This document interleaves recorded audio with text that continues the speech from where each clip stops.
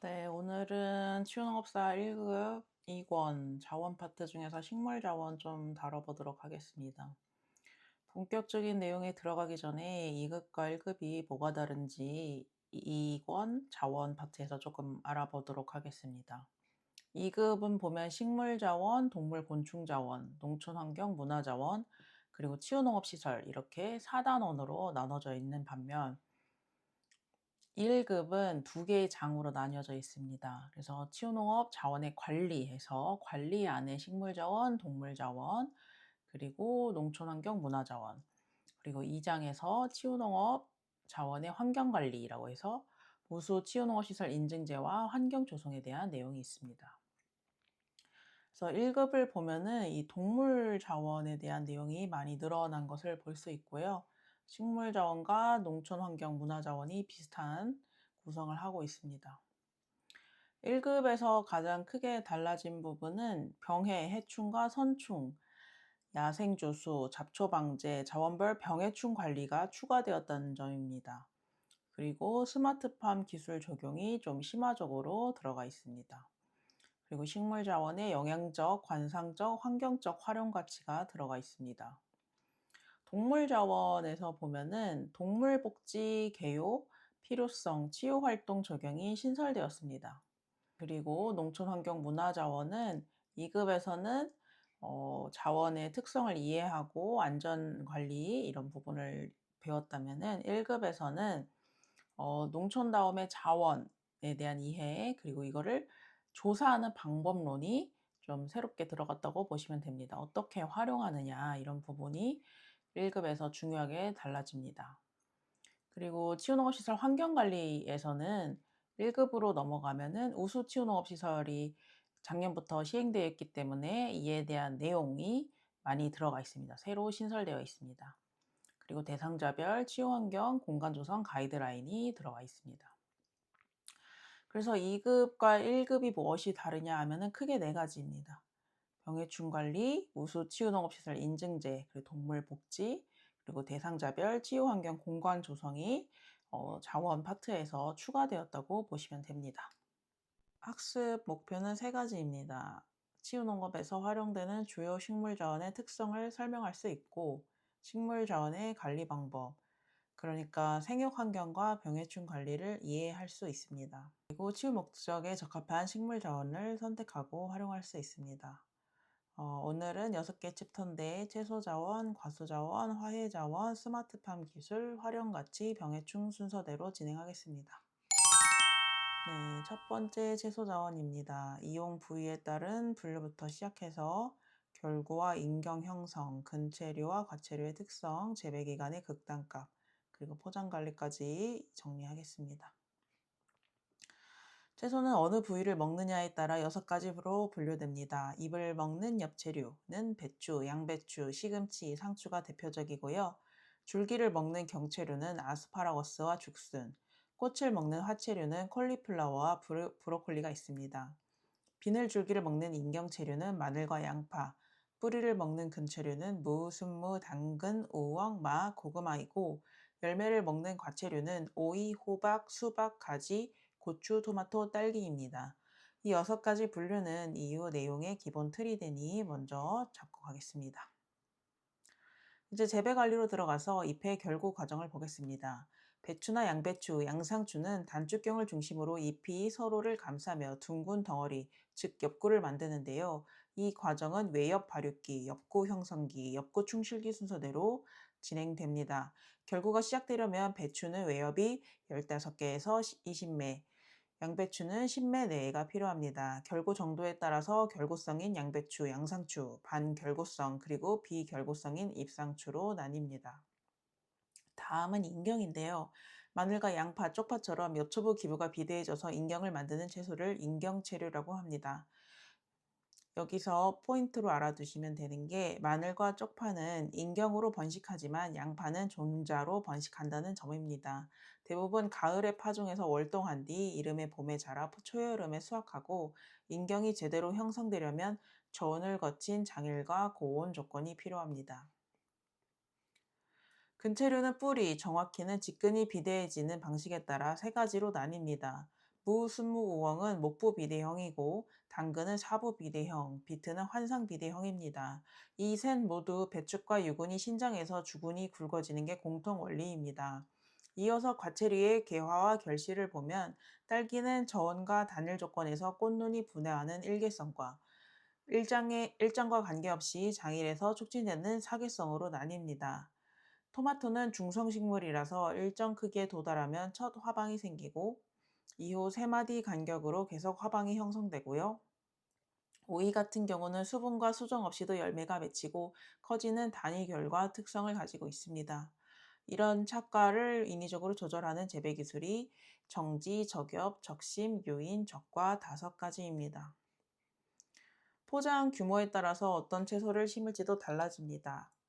1평에서 2평 정도 소규모라면 상추, 시금치, 들깨, 케일, 21모처럼 크기가 작고 여러 번 수확 가능하며 연작 장애가 없는 채소가 적합합니다. 3에서 5평 정도 중규모는 소규모 채소에 비해 배추, 고추, 당근, 파, 생강을 더해서 3개에서 5개 구획으로 나눠서 재배할 수 있고요. 6평에서 10평 정도 되는 대규모는 여기에 방울토마토, 가지, 호박, 오이, 마늘, 부추까지 더해서 6구획 이상 계절별 구성과 다량 소비가 가능해집니다. 즉 규모가 커질수록 엽채류에서 김장채소, 그리고 과채류와 구근류까지도 확장된다고 기억하면 될 것 같습니다. 네, 그리고 재배 기간에 대한 내용도 있는데요. 짧은 기간과 긴 기간 양 끝단을 먼저 기억해 주시면 좋을 것 같아요. 이를테면은 일주일 만에 수확이 가능한 것이 새싹채소, 콩나물, 숙주나물인데요. 이건 뿌리 재배가 아니라 씨앗 자체의 영양분으로 자라는 예외 그룹이라서 따로 분리해서 기억하면 좋을 것 같습니다. 가장 긴 거는 6개월이 걸리는 아스파라거스, 마늘, 샐러리, 양파로 향신료나 구근류는 오래 걸린다로 외우면 됩니다. 중간에서는 2, 3개월짜리가 근대, 쑥갓, 시금치, 순무 같은 잎채소, 그리고 감자, 무, 배추 같은 뿌리채소 위주고 4에서 5개월은 가지, 토마토, 호박, 당근, 비트, 수박, 고구마, 대파 같은 과채류가 본격적으로 있습니다. 포장 만들기 사각형 소금에 대한 내용을 알아보도록 할게요. 포장을 만드는 순서는 경운, 쇠토, 이랑짓기, 멀칭 4단계입니다.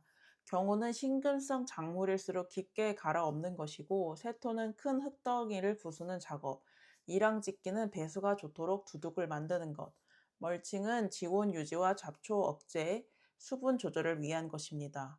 여기서 멀칭 필름 색깔도 기억해 두시면 좋은데 투명 필름은 지온 상승 효과는 크지만 잡초 억제는 약하고 흑색 필름은 그 반대입니다. 그러니까 잡초 억제는 강하지만 지온 상승 효과가 좀 낮은 거죠.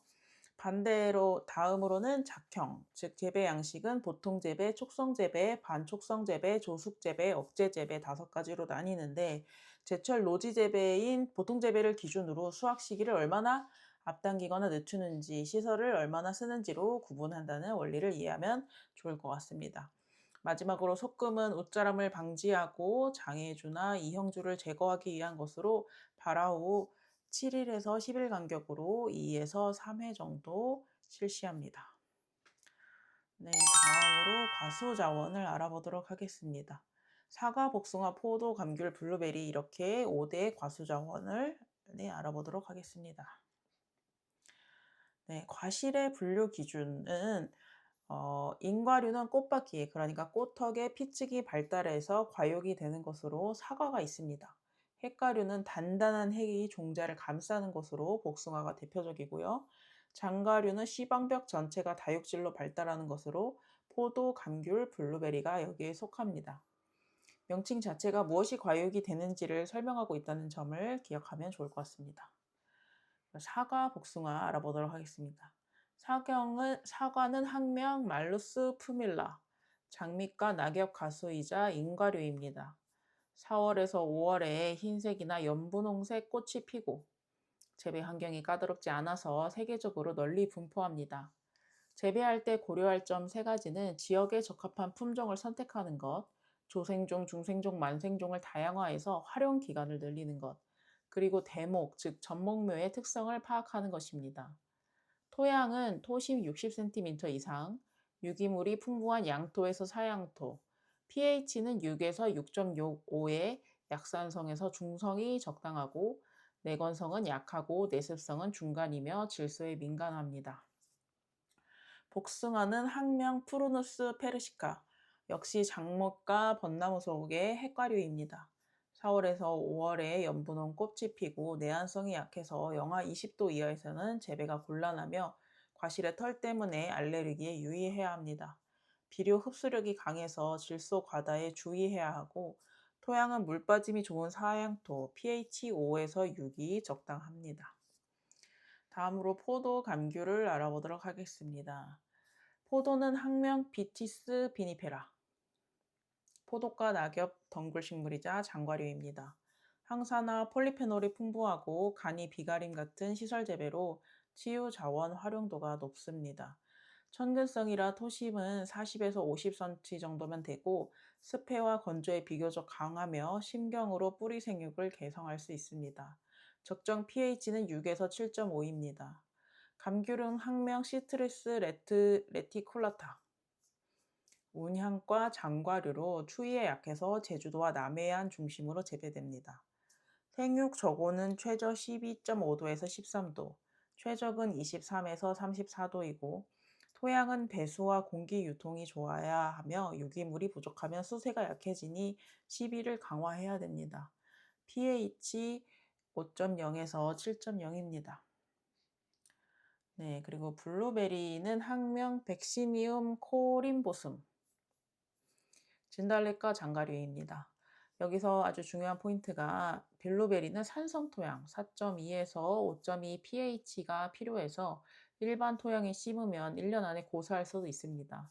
과습이 약해서 배수 좋은 흙이나 코코피트, 펄라이트 같은 배지가 필요하고 화분이나 포트 재배가 용이합니다.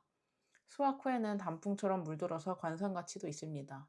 정리하면 블루베리는 5대 과수 중에서 가장 강한 산성 토양을 요구한 것이 외워두면 좋을 것 같습니다. 이어서 사과와 복숭아가 공통으로 언급하는 표토관리 3종을 보면 초성 재배는 풀을 함께 재배하는 것으로 침식 예방에는 좋지만 병의 충잠복차가 될 수 있고 멀칭 재배는 표면을 덮어 관리하는 것으로 수분 유지에는 좋지만 물리성 개선이 어렵고 청경 재배는 풀 없이 깨끗이 관리하는 것으로 제초와 병의 예방에는 좋지만 노동력과 제초제가 필요합니다. 네, 그래서 이렇게 5가지 과수를 알아봤는데요.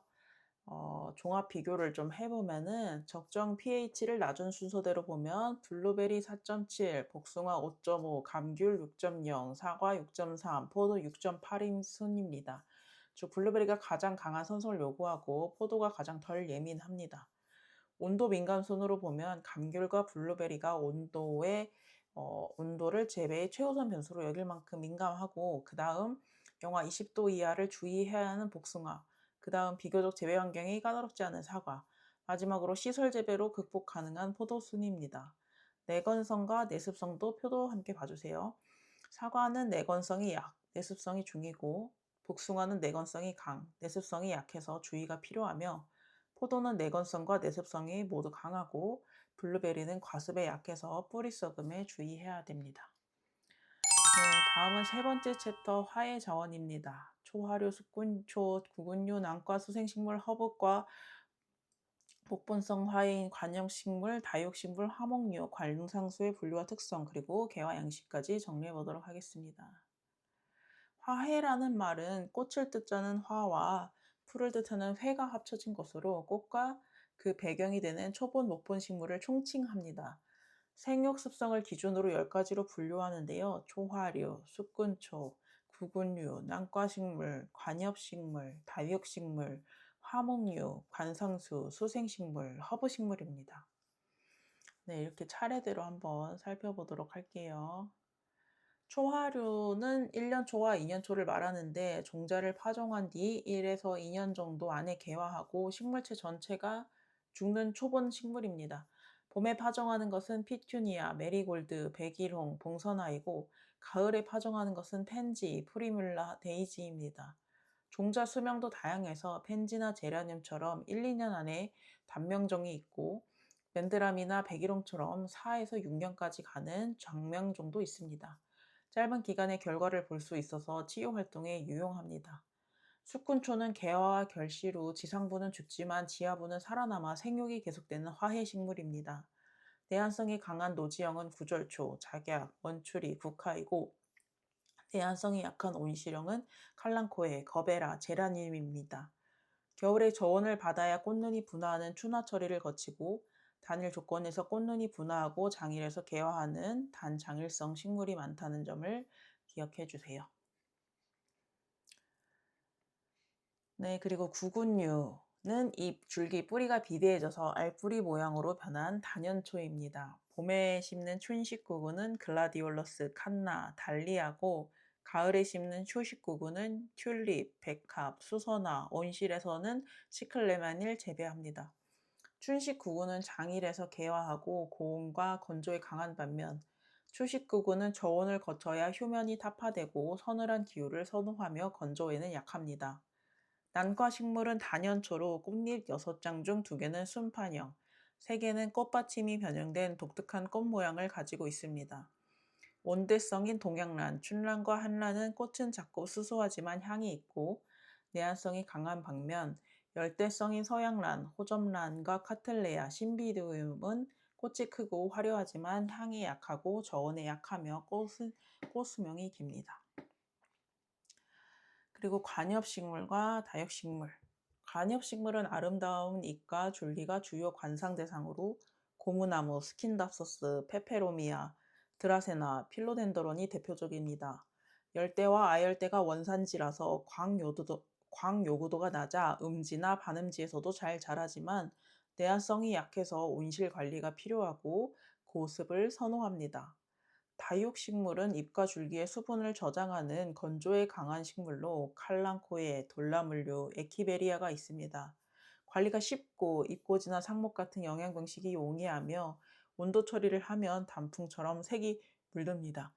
여기서 선인장은 다육식물이지만 가시가 있어서 치유농업에는 좀 부적합한 식물이 될 수 있다는 점을 기억하시면 될 것 같습니다. 그리고 화목류 부분 개화 양식이 좀 어려워서 정리를 해봤는데요. 화목류는 벚나무, 목련, 동백 같은 교목성, 무궁화, 개나리, 장미 같은 관목성, 그리고 표인세티아 같은 온실 화목류로 나뉘는데 이걸 개화 양식에 따라서 4가지로 분류해 볼 수 있습니다. 핵심 기준은 꽃눈이 언제 생기는가입니다. 1형은 전년도 여름에서 가을 사이에 꽃눈이 만들어져서 겨울을 난 뒤 봄에 바로 개화합니다. 잎보다 꽃이 먼저 피는 거죠. 그래서 백목련, 진달래, 벚나무, 개나리가 여기에 속하고 개화 기간이 가장 짧습니다. 2형은 전년도에 꽃눈이 겨울을 나고 잎이 먼저 나온 뒤에 새 가지 끝에 꽃이 핍니다. 라일락, 등나무, 불두화가 해당합니다. 3형은 전년도 꽃눈이 겨울을 나고 가지가 계속 자라면서 그 새 가지에 꽃이 피는데 나무수국과 쥐똥나무가 여기에 속합니다. 4형은 완전히 다른 방식인데 전년도에 꽃눈을 준비하지 않고 그해 봄에 새로 자란 가지에서 계속 꽃눈이 생깁니다. 장미와 무궁화 계열이 여기에 해당하고 개화 기간이 가장 길고 내한성은 약합니다. 정리하면 1형, 2형, 3형은 겨울 전에 꽃눈을 준비를 끝냈다는 공통점이 있고 그 안에서 피는 얼마나 더 자라다가 피는지에 따라 순서가 갈립니다. 4형만 봄에 새로 꽃눈을 만드는 완전히 다른 방식이라고 기억하면 됩니다. 네, 그리고 관상수 부분은 화목류를 제어한 관상용 못본 식물입니다. 그래서 수영이나 줄기, 가지, 잎이 주요 관상 대상입니다. 녹음수로는 단풍나무와 느티나무, 산 울타리용으로는 쥐똥나무와 회양목, 사철나무, 덩굴송으로는 송악, 담쟁이, 등나무가 있습니다. 조경 기능과 함께 공기 정화, 소음 감소, 차폐 기능도 하고 영양 번식으로 대량 증식도 가능합니다. 수생식물은 물속이나 물가에 사는 식물로 개구리밥, 불의 옥잠, 수련, 연꽃, 부들, 붓꽃이 있습니다. 산소가 부족한 환경에서 대응하기 위해 독특한 형태로 발달했고 소질 정화 기능도 합니다. 네, 그리고 연꽃은 깊은 물과 더운 여름에 강하고 수련은 중간 수심에서 잘 자란다는 점이 차이점입니다. 네, 그리고 허브 식물은 허브는 라틴어로 푸른 풀을 뜻하는데 휘발성 오일 성분에 따라서 분류해 볼 수 있습니다. 과명별로 보면 국화과는 민들레, 스테비아, 쑥, 야로우, 에키네시아고 꿀풀과는 라벤더, 로즈마리, 마조람, 민트, 바질, 세이지 같은 것들이 있습니다. 도금양과는 유칼립투스와 티트리, 벽과는 레몬그라스, 미나리과는 딜과 휜넬, 수선화과는 차이브, 현상과는 디기탈리스입니다. 사용 목적별로도 나뉠 수가 있는데 신경 안정에는 박하, 카모마일, 라벤더, 불면 치료에는 서양 야생 박하, 마조람, 호프, 진정작용에는 카모마일과 백미향이 쓰입니다.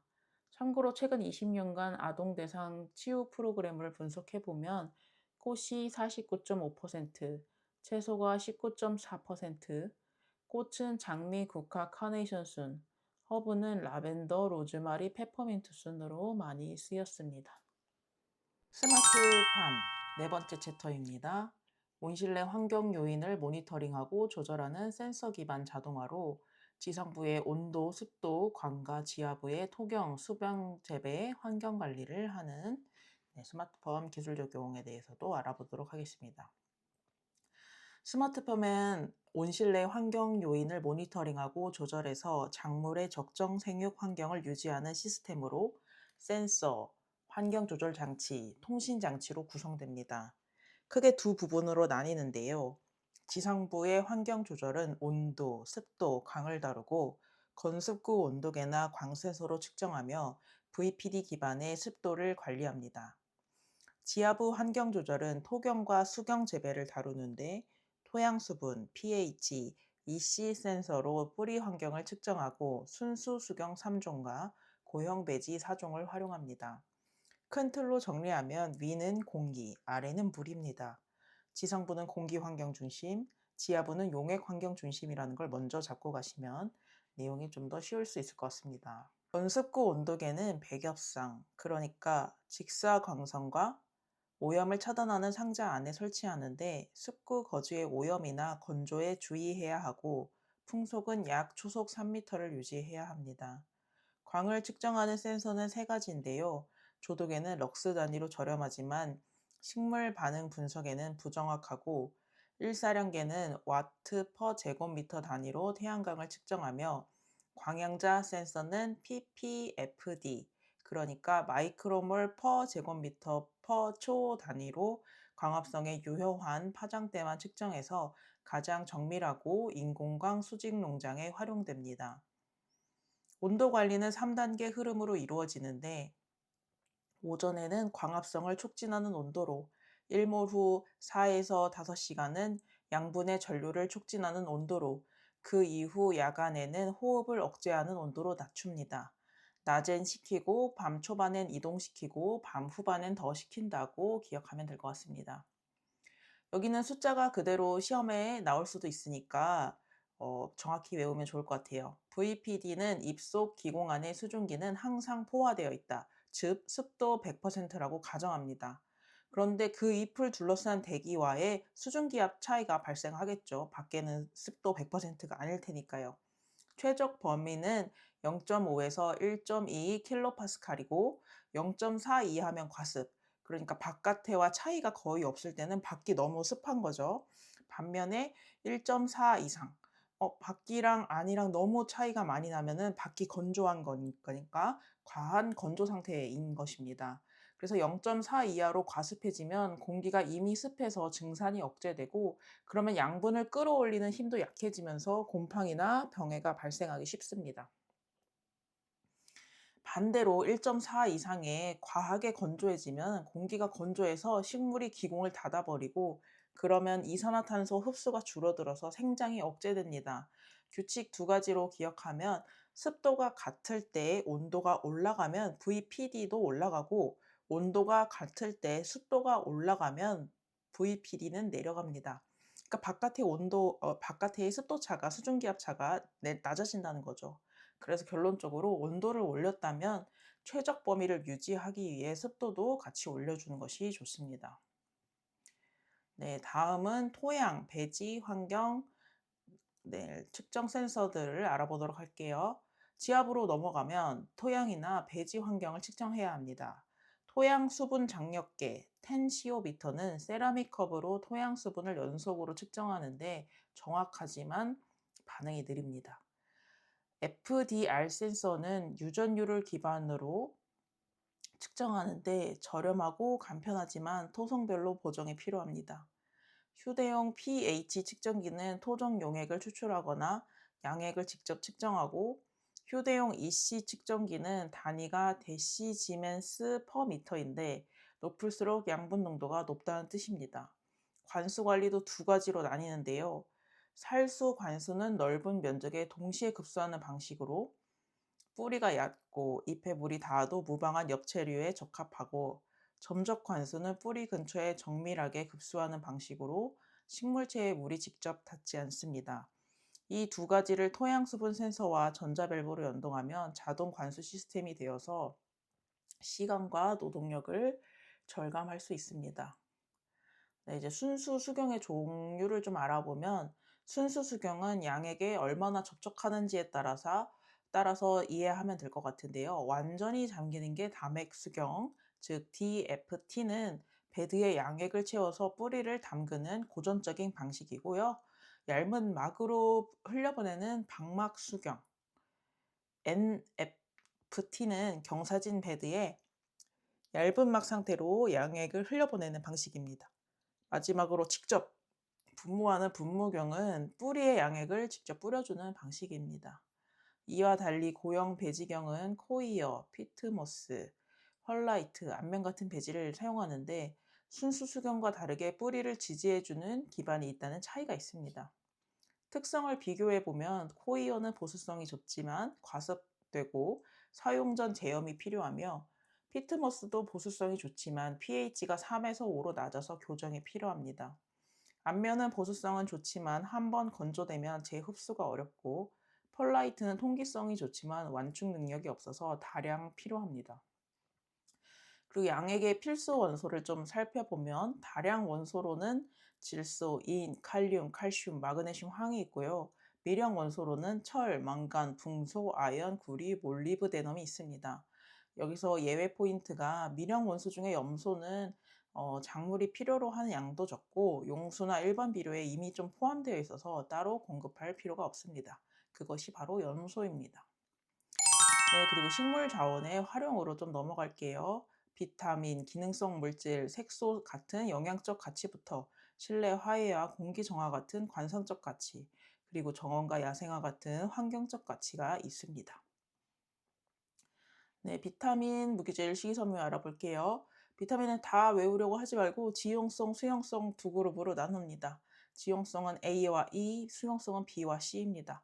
그 다음 당근은 비타민 A, 고추잎과 풋고추는 비타민 C처럼 대표적인 것 하나씩 강하게 연결시켜 볼게요. 그리고 채소는 대부분 여러 비타민을 동시에 갖고 있어요. 그리고 무기질은 인체가 필요로 하는 무기질은 20종인데 채소에는 30가지가 넘게 있대요. 그러니까 사실 채소를 먹으면 무기질을 다 섭취할 수 있다는 부분이고, 다량 원소인 칼륨, 칼슘, 마그네슘, 나트륨과 미량 원소로 구성된다는 구조면 됩니다. 그리고 식이섬유는 채소에 1% 정도 들어있는데 효능이 3단계가 있습니다. 포만감, 장운동 촉진, 콜레스테롤 저하. 그래서 먹으면 포만감을 느끼고 장운동이 촉진되고, 마지막으로 담즙산이 흡착해서 콜레스테롤이 낮아진다는 걸로 구조적으로 이해하면 좋을 것 같아요. 그리고 기능성 물질이 분량이 많고 외울 게 많은데 그냥 짧게만 넘어가면은 효능 카테고리를 먼저 나눈 다음에 대표 채소를 하나씩 연결해 볼게요. 항암과 항산화 계열은 토마토의 라이코펜, 마늘과 파의 알리인, 딸기의 알레그산, 양배추의 비타민 U가 있고요. 소화와 해독 계열은 샐러리의 아피인, 파슬리의 아피올, 혈관과 혈압 계열은 양파의 케르세틴과 다이셜파이트, 토마토의 루틴, 이뇨 계열은 수박의 시트룰린과 오엉의 인돌린, 진통과 진정 계열은 상추의 락투신입니다. 다음 슬라이드에서 이걸 과단위로 나눠서 좀 보도록 할게요. 네, 앞서 본 기능성 물질을 과단위로 묶으면 배추가, 그러니까 양배추, 배추, 무 같은 것들은 항암과 소화 기능이 공통 키워드고, 백합과인 마늘, 파, 양파는 심장, 면역, 향균, 그리고 콩가는 치매와 골다공증 완화로 다른 과와 확실히 구분됩니다. 그리고 국화과인 상추, 쑥, 오엉은 수면과 진정 계열입니다. 개별 채소가 아니라 식물 가족 단위로 접근하면 암기량이 좀 줄어들 수 있을 것 같아요. 색소는 세 계열로 정리하는데 카로티노이드계는 노랑에서 빨간색으로, 당근과 호박에 베타카로틴, 토마토와 수박에 리코펜이 있고요. 폴라보노이드계는 노랑이고 그 하위에 청자색이나 적색을 띠는 안토시아닌이 있는데 양파에 케르세틴, 토마토에 루틴, 가지에 델리피딘, 딸기에 프리가린이 해당합니다. 베타레인계는 적색으로 비트와 순무의 베타시아닌이 대표적입니다. 허브의 활성 성분은 6가지입니다. 방부와 소독작용을 하는 식물산은 시트러스 속에, 씁쓸한 맛을 내고 과량 섭취 시 중추신경계에 독성을 일으킬 수 있는 알칼로이드는 가지과에서 나옵니다. 항염증과 향균, 항산화 작용을 하는 폴라보노이드는 오렌지와 블루베리, 항염증과 이뇨작용을 하는 사포닌은 비누프레, 수렴과 항생작용으로 상처를 소염시키는 탄닌, 그리고 소독과 진정작용을 하는 휘발성 오일은 박하와 백리향에 있습니다. 식용꽃도 함께 보면 국화, 금자나 데이지, 라벤더, 장미, 펜지, 한려나 등 20여 종이 계절별로 재배되고 이용할 수 있는데 꽃잎의 플라보노이드와 폴리페놀 함량은 같은 무게의 채소나 과일보다 50에서 100배 정도 높고 로즈잎의 비타민C 함량은 오렌지의 40배에 달합니다. 이런 특성 때문에 허브 식초, 꽃잼, 샐러드, 블렌딩차에 치유농업 프로그램에 활용할 수 있습니다. 네, 그리고 실내용 화해류의 공기정화식물 좀 알아볼게요.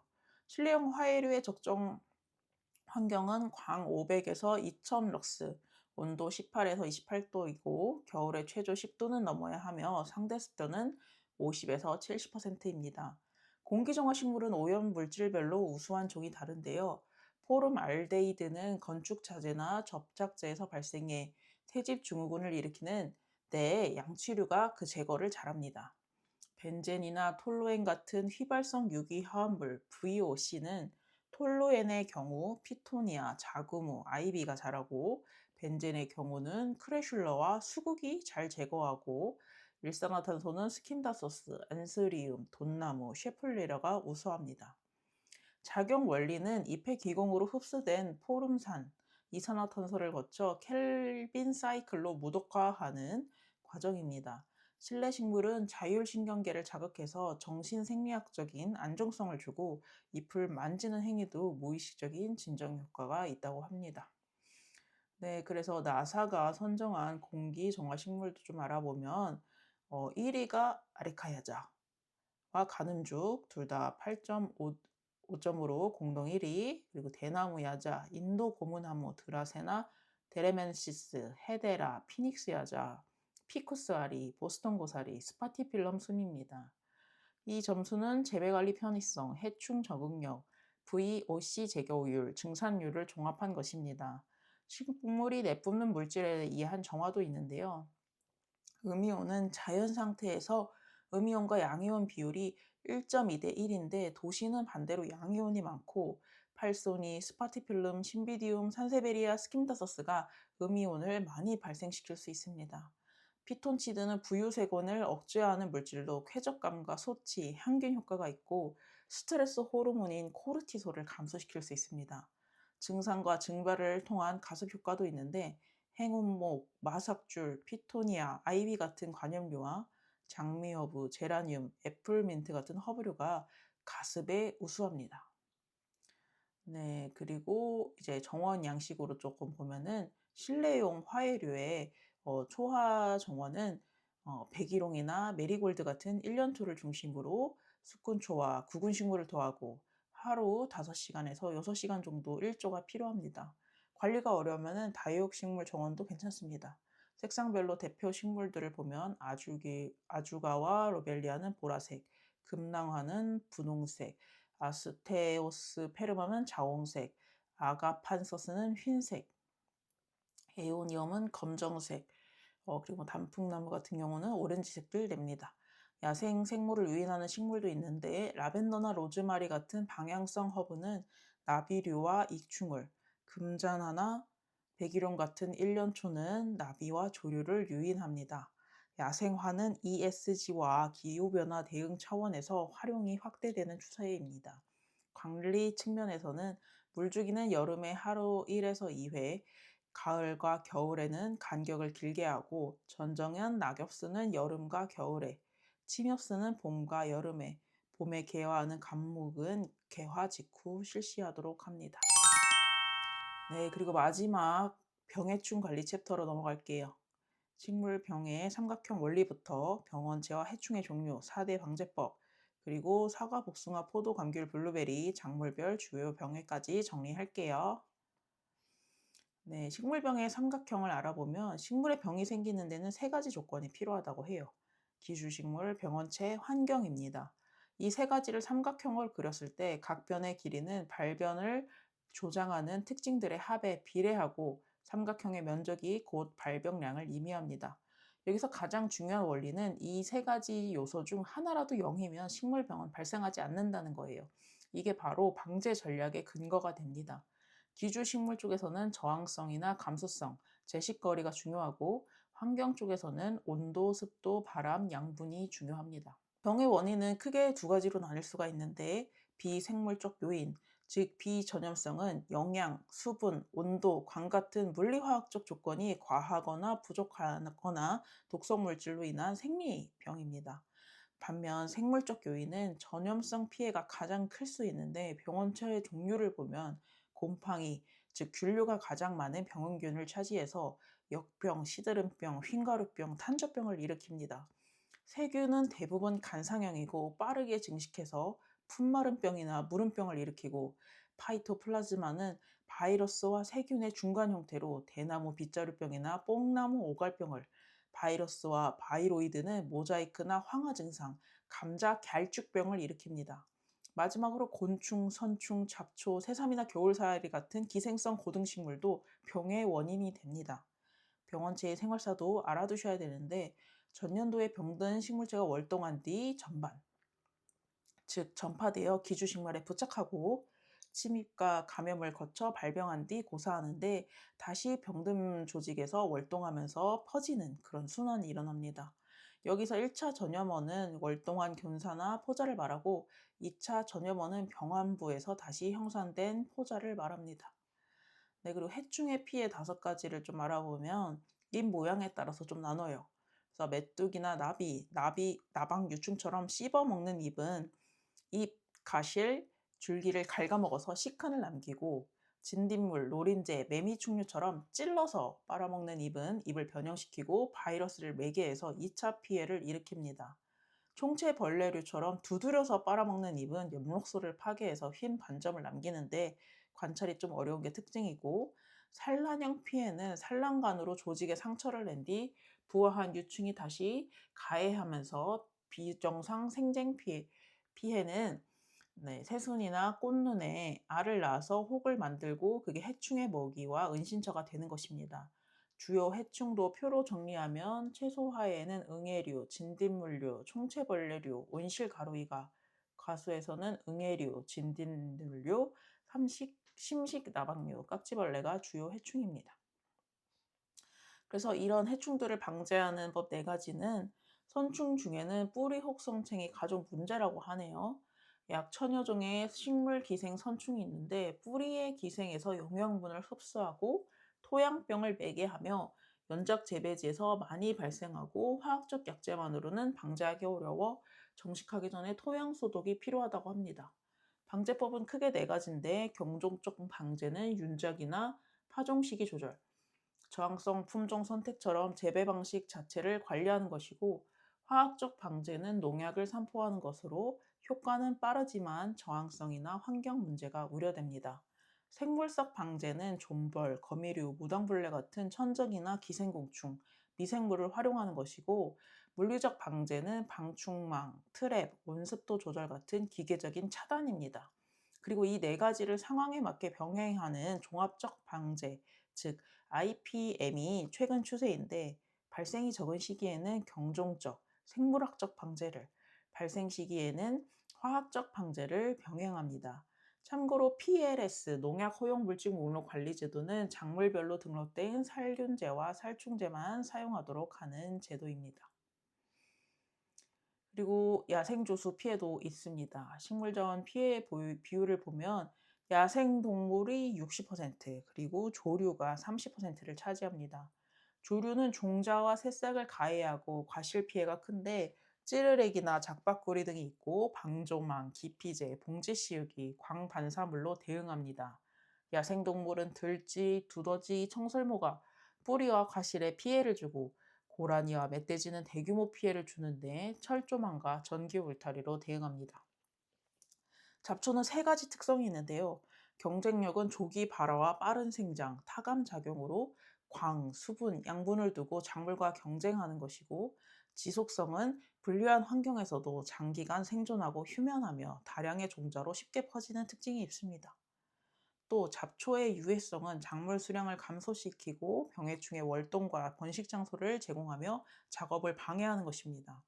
방제 원칙은 잎이 잡초를 덮기 전에 조기에 방제하는 것이 유리하고, 지호농업 시설에는 화학적 방제 사용을 신중하게 접근하는 것이 좋습니다.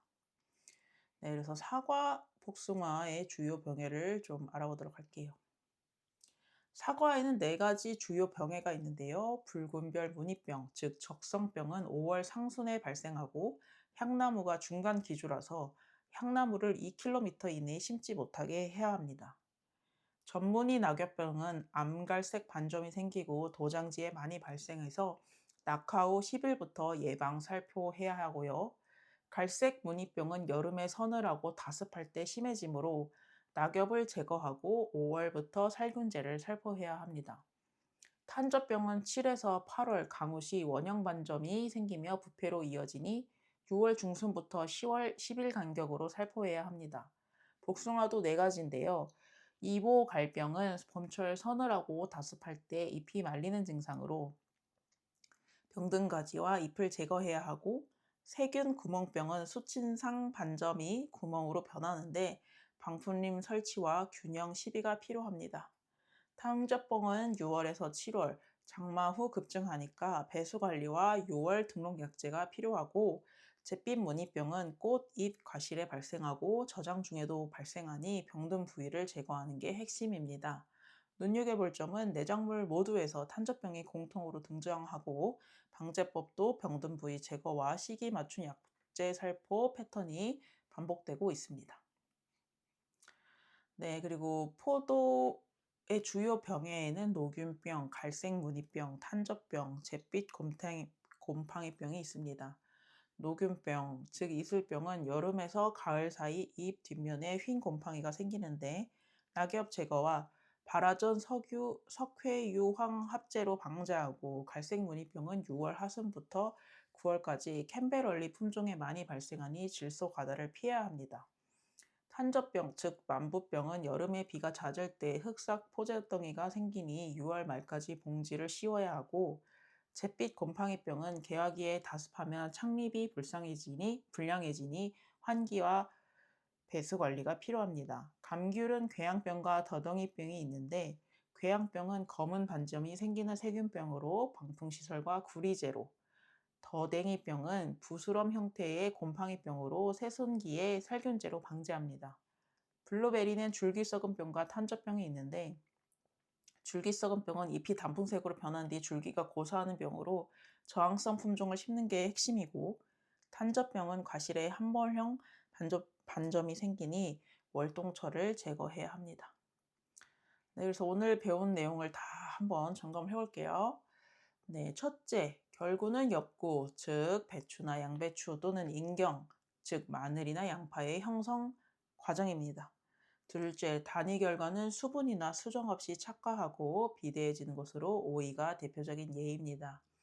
셋째, 과수, 토양 pH는 사과가 6.0에서 6.5, 복숭아가 5.0에서 6.0, 포도가 6.0에서 7.5, 블루베리가 4.2에서 5.2입니다.